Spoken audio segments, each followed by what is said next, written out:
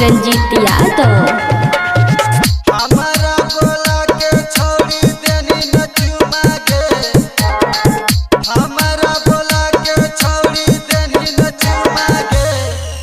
पिटल को तोरे तना हमर फूल गल गलिया गे भैया पिटल को तोरे तना हमर फूल गल गलिया गे मिले आबहानी छौरी दिन दुपहरिया गे मिले आबहानी छौरी दिन दुपहरिया गे भैया पिटल को तोरे तना हमर फूल गल गलिया गे भैया पिटल को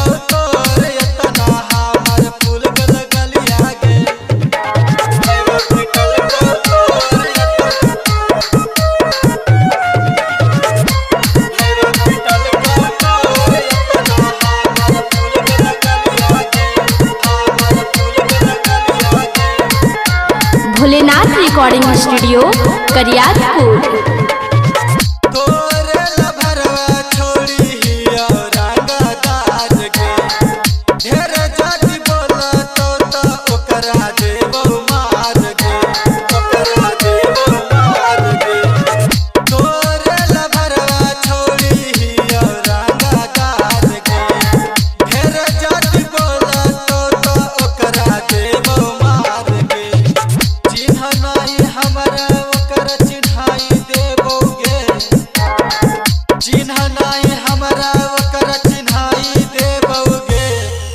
पिटल को तोरे तना हमर फूल गल गलिया गे भैया पिटल को तोरे तना हमर फूल गल गलिया गे भैया पिटल को तोरे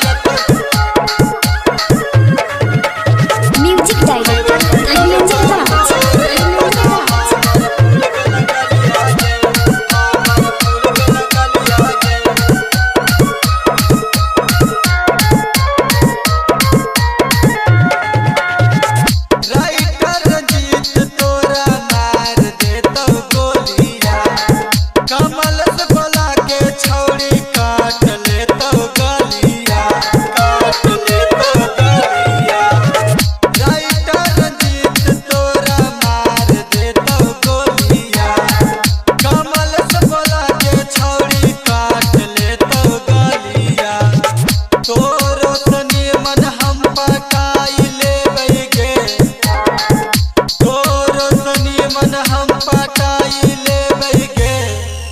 पिटल को तोरे तना हमर फूल गल गलिया गे भैया पिटल को तोरे तना हमर फूल गल गलिया गे। Bholenath recording studio Kariyatpur.